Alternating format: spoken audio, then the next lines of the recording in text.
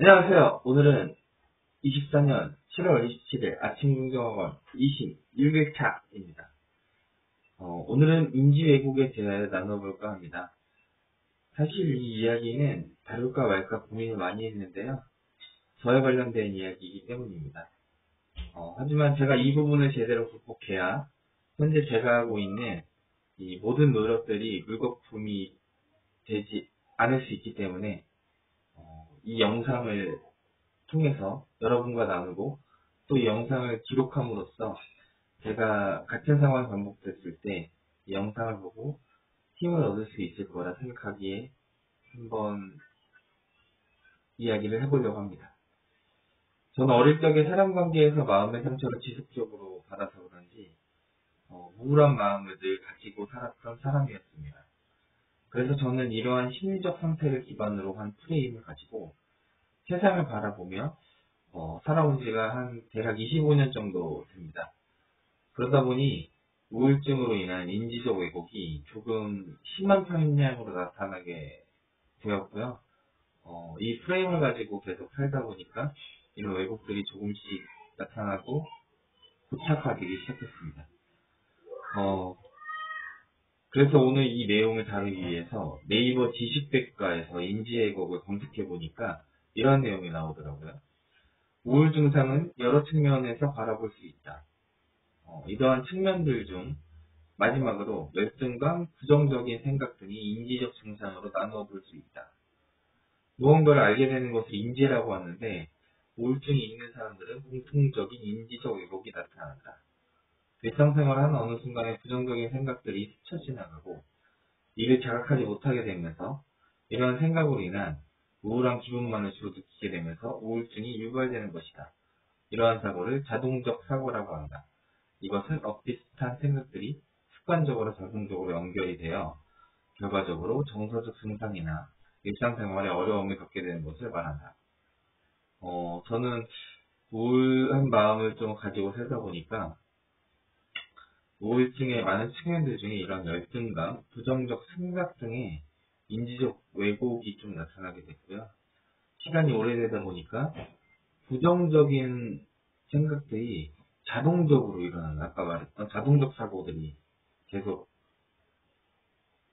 돌아가는 그런 상황들에서 결과적으로 이제 정서 증상이나 일상생활에 좀 어려움을 겪었었다고 할 수 있겠습니다.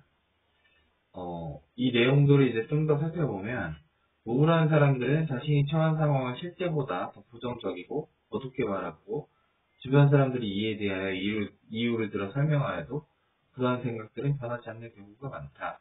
라고 나오고요. 이러한 인지 왜곡 생각 중에 이분법적 생각, 나를 좋아한다, 혹은 나를 좋아하지 않는다. 둘째로는 선택적 추상화라고 해서 전체를 보거나 또는 일부분만 보는 이런 두 번째 내용이 있었고요. 세 번째로는 과도한 일반화로 몇 번 또는 항상 이렇게 되어 있는 내용으로서 이 세 가지 인지적 왜곡에 대한 내용들을 다루고 있습니다. 이 내용들은 이 뒤에 또 나오니까 그때가 설명드리도록 하겠습니다. 그래서 결국 인지적 왜곡으로 우울한 사람들은 자신에 대해 부정적인 생각을 하고 우울한 사람들은 자신의 미래에 대해서 부정적인 생각을 하고 또 우울한 사람들은 자신의 주변 환경을 부정적으로 바라본다고 네이버 지식백과사전에 나오더라고요. 제가 이 글을 오늘 찾아보면서 읽으면서 정말 제가 하는 행동이랑 너무 똑같아서 소름이 돋았는데요. 저도 우울증이라고는 생각해 본 적은 없는데 항상 저 자신이 사랑하지 않고 저는 항상 못나고 쓸모없는 놈이라고 또 부정적인 생각을 하며 살았었고요. 이렇게 계속 부정적인 생각을 하다 보고 살아오면서 잘 안 풀리는 경우들이 많이 생기니까 내 미래도 잘 풀릴까? 이딴 놈이 뭘 할 수 있겠어? 라는 부정적인 생각을 좀 계속 하게 됐고요. 그러다 보니까 이제 제 주변과 제 상황을 자꾸 부정적인 프레임을 끼고 바라보게 되더라고요. 저 사람은 날 싫어하나? 뭐 이런 형태로 말이죠. 그래서 이번에는 인지적 왜곡의 종류와 그 예시에 대해서 좀 함께 나눠볼 텐데요. 이것은 티스토리라는 블로그 사이트에서 그 누군가 정리해서 올려준 내용들을 가져온 내용입니다. 첫 번째는 임의적 추론인데요. 이 임의적 추론은 증거 없이 결론 내리기라고 해서 아무런 증거와 이유 없이 그 사람이 나를 싫어하는 것 같아 라고 생각하는 것이고요. 두 번째는 선택적 추측이라고 해서 그 맥락에서 벗어난 어떤 특정한 세부 사항에만 집중하는 거예요. 예를 들어서 프레젠테이션 발표를 했는데 프레젠테이션 중에 실수한 부분만 자꾸 생각하는 것이죠. 세 번째는 과잉 일반화라고 해서 단일 사건으로 광범위한 결론을 도출하는 것을 이루는데 예를 들면 아까 얘기했던 과도한 일반화와 좀 비슷한 건데요. 이번 시험에 실패했으니 난 항상 실패할 거라고 단정지어 생각하는 거죠. 한 번만 실패했는데 계속 실패할 거라고. 또 네 번째는 과장과 의미 축소라고 해서요. 사건의 중요성을 과장하거나 축소하는 인지적 왜곡입니다. 예를 들면 지금 했던 작은 실수가 엄청 큰 문제로 이어질 거야 라고 과장해서 생각하는 것이죠. 다섯 번째는 개인화라고 해서 외부 사건의 자신과 관련짓기인데요. 예를 들면 직장에서든 지나가는 사람들을 보든 다른 사람이 웃으면 속으로 나를 욕하면서 비웃는 것으로 착각하는 이런 왜곡이 되겠습니다. 여섯 번째는 이분법적 사고인데요. 상황을 이분법적으로 보기라고 해서 흑백 논리죠. 모든 일이 완벽하지 않으면 실패야 이런 식으로요. 일곱 번째는 인지협착이라고 해서 한 측면에만 집중하는 거예요. 예를 들어서 힘든 일이 있었어요. 근데 그것을 유일한 해결책은 자살이야 이렇게 생각하는 거라고 볼 수 있겠습니다. 여덟 번째는 잘못된 명명인데요. 행동에 기반한 어떤 상황이나 행동을 부적절한 명칭에 사용하는 거예요. 나는 잘못했으니 난 쓰레기야. 난 쓸모없는 사람이야. 이런 식으로요. 아홉 번째는 독심술에 오르라고 해서요. 다른 사람의 생각을 멋대로 추측하는 거예요. 저 사람이 나를 무시하고 있다고 생각해. 이런 식으로요. 열 번째는 예언자에 오르라고 해서 미래를 부정적으로 예측하는 거죠. 이 일이 잘 될 리가 없어 라는 식으로 미리 그냥 부정적으로 생각해버리는 거예요. 11번째는 감정적 추리라고 해서 감정이 현실을 반영한다고 스스로 믿는 거예요. 지금 내가 불안하니까 뭔가 잘못된 게 분명해 라고 생각하는 거죠.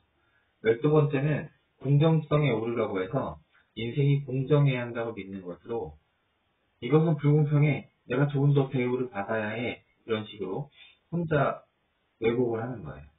13번째는 비난이라고 해서 문제의 원인을 남이나 자신에게 돌리는 건데요.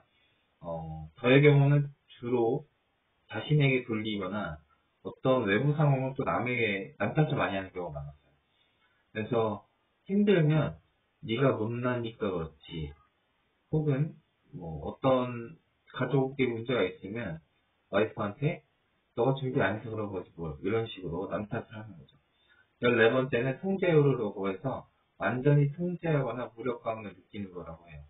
그래서 이 상황을 정말 내가 완벽하게 통제해야 된다고 생각하는 거예요. 15번째는 변화에 오르라고 해서 다른 사람이 변해야만 내가 행복해진다고 믿는 거예요. 그래서 내 주변 사람들이 내가 생각한 대로 변하지 않으면 나는 행복하지 않게 되는 거죠. 16번째는 항상 옳다고 생각하는 오류예요. 무슨 일이 있어도 옳아야 한다고 생각하는 거죠. 내 의견이 절대 틀리면 안 된다고 생각하는 거예요. 17번째는 천국의 보상 오류라고 해서 내가 희생한 만큼 더 큰 보상을 받을 거라고 기대하는 거죠. 그래서 직장에서 특히 많이 나타나는 건데 내가 이만큼 열심히 했으니까 당연히 큰 보상이 따라오겠지라고 생각하는 거예요. 이렇게 나눠보았는데 이 중에서 저는 인위적 추론 1번, 선택적 추출, 개인화, 인지협착, 독심술의 오류, 감정적 추리, 비난, 천국의 보상 오류 등이 좀 많이 심한 편인데요. 이런 인지 왜곡이 심하니까 제 삶이 또 직장 생활이 온전할 수 없었겠죠. 이런 마음속에 이런 많은 부정적인 생각들이 떠오르니까 늘 저는 지옥이었고, 전쟁이었고, 관계에서 오는 우울이었고, 관계에서 오는 스트레스였습니다. 사실 지금 반년 정도 이런 루틴과 긍정 연습을 하면서 노력해오고 있지만, 사실 어제에도 최근에도 이런 직장 내에서의 저 혼자만의 인지외국으로 혼자 기분이 다운되고 우울한 생각이 동반되는 경험을 아직도 자주 하는데요.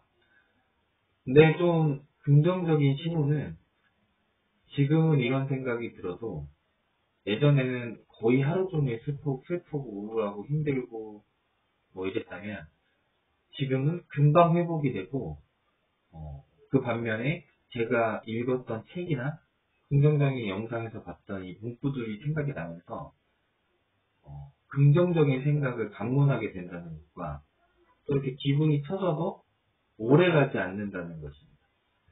그래서 지금 계속 영상을 올리는 거, 또 영상 올리기 전부터 올해 1월부터 했던 이런 아침 일기 쓰기, 좋은 영상 보기, 말 줄이기 이런 여러 가지 그 셀프 토크를 글로 하면서 하는 이런 저의 루틴과 행동들, 또 이런 훈련과 연습이 저에게 너무도 소중하고 소중한 시간이기에 지키려고 노력하고 있습니다. 또 그렇기 때문에 지금 이 영상을 서두에 이렇게 찍어보는 것이고요. 최근에 지식인사이트라는 유튜브 채널에서 최명화 대표님의 영상을 본 적이 있는데 그분의 영상 중에 직장 생활을 잘하는 여러 가지 방법이란 영상에서요. 첫 번째가 자기 자신과의 싸움이었어요. 결국 직장 생활은 남들과의 싸움이 아닌 나 자신과의 게임에서 이기는 것이라고 말씀드렸거든요. 이 내용을 보면서 저같이 이제 우울증이 심하거나 관계에서 상처받은 사람들은 남의 눈치를 많이 보고 남의 눈빛을 읽으려고 하거나 남의 말에서 어떤 의미를 찾으려고 하는 이런 하지 말아야 될 행동들을 하는데요. 그러면서 잘 보이려고 노력하고 좀 더 나은 사람이라고 보이려고 우쭐대거나 도들먹거리거나 이런 가면을 좀 쓰게 되는데요. 다 그런 건 아닌데 저의 경우는 좀 그렇습니다. 그런데 이 영상을 보면서 정말 나 자신과의 싸움이 이기는 게 결국 내가 직장 생활을 살면서 이기는 것이구나 라고 깨닫게 되었습니다.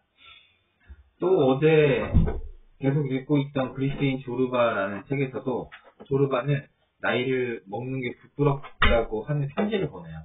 그래서 제가 나이를 먹는 게 너무 부끄러워서 기침도 나오는데 하지 않고 조르바는 춤을 좋아하는데 춤을 출 때 힘들어도 허벅지가 떨리는데 피하지 않고 나이 든 척을 하지 않으려고 노력한다고 해서 이건 당연하다고 생각했었는데 그 뒤에 이어하는 말이 이건 나 혼자 있을 때도 한다고 하더라고요.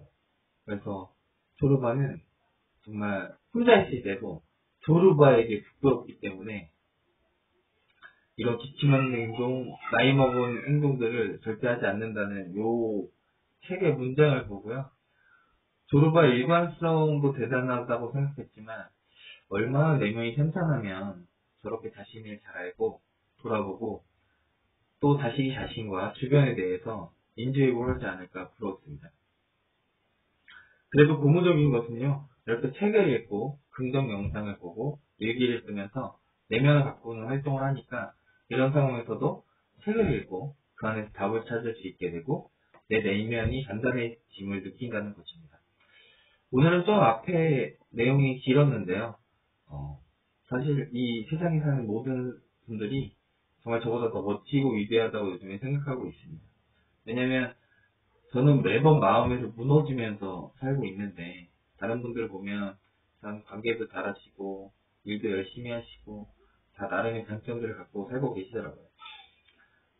하지만 혹시나 저같이 힘들어하시는 분이 계시다면 독서를 통해서 또 나의 내면의 생각의 정원을 가꿈으로 인해서 힘을 내셨으면 좋겠습니다. 그런 의미에서 이제 제임스 런의 위대한 생각의 힘과 박지현 작가의 참 괜찮은 태도라는 책은 제가 읽은 책으로서 좀 추천드릴 수 있겠는데요. 이렇게 말했던 이런 내면의 힘과 또 태도의 힘들이 길러지는 책이라고 생각이 들고요. 워렌 버핏은 한 사람의 인생을 가장 짧은 시간에 가장 위대하게 바꿔줄 수 있는 방법이 독서라고 했습니다. 또 독서를 이제 좀 집중해서 이제 시작하시려는 분이라면 책 읽는 인간 호모부커스라는 책이 있는데 되게 디자인도 그렇고 글자도 그렇고 페이지는 좀 많아 보이지만 읽으면 되게 편하게 읽히는 책이어서 이 책을 편한 마음으로 읽어보시면 책을 좀 읽는데 동기부여가 되시지 않을까 싶습니다. 또 이렇게 내용들 나눠보았는데요. 저와 여러분의 인생에 늘 행복한 일들과 가족의 기쁨이 가득 찾아오시길 바라면서 나의 캐치프레이즈 외치겠습니다. 나는 나의 40을 진짜 의미있고 가치있게 살자! 1. 나는 긍정적이고 선한 영향력을 끼치는 사람이다. 2. 그러면 저절로 사람이 따라온다. 3. 자연스럽게 돈도 따라온다. 4. 매일 긍정과 루틴과 독서로 하루하루를 쌓아가면서 역량 있는 사람으로 계속 성장하는 사람이다. 5. HR로서 늘 학습하며 교수자로서 타인에게 늘 인사이트를 주는 사람이다. 나는 2024년에 긍정률을 완벽히 거둔났다. 나는 2024년 10월에 논문심사를 통과했다. 나는 2026년 7월 1일에 부담자다. 나는 2028년 3월 1일에 좋은 아파트에 산다. 나는 2034년 7월 24일 내 생애 통장에 30억이 있다. 오늘도 감사한 하루였습니다. 오늘은 감사하고 행복한 하루가 되었습니다. 나는 아침을 깨우며 내 목표와 꿈을 기록하면서 어제보다 1mm 성장했습니다. 오늘 하루 어떤 일이 있어도 평화를 유지하고 감사했습니다. 나에게 모든 문제를 해결할 수 있는 지혜가 있었습니다. 나에게 행운이 찾아왔습니다. 나에게 사람들이 끌어당겨졌습니다. 나에게 돈이 끌어당겨졌습니다. 내 인생이 더 성장하고 성공하며 흘러갔습니다. 나는 끌어당겨 법칙을 잘 알고 실행했습니다. 나는 가치있고 매우 존재였습니다. 나는 오늘 하루 나를 매우 사랑했습니다. 따라서 나는 오늘 하루 남도 사랑하고 남의 장점만 보고 존중하고 배려했습니다. 범사의 모든 것에 감사했습니다. 오늘 하루 우리 힘을 사랑했습니다. 우리 다른 나라는 정말 사랑했습니다. 우리 엄마를 사랑했습니다. 우리 장인어른 장모님을 사랑했습니다. 우리 형님 처형을 감사하고 사랑했습니다. 우리 중성부를 사랑했습니다. 네, 오늘 이렇게 긍정을 여쭤보았습니다. 오늘은 토요일입니다. 오늘도 푹 쉬시고 또 많은 행복들을 누리시면서 사는 주말 되시길 바라겠습니다. 그럼 내일 뵙겠습니다. 안녕!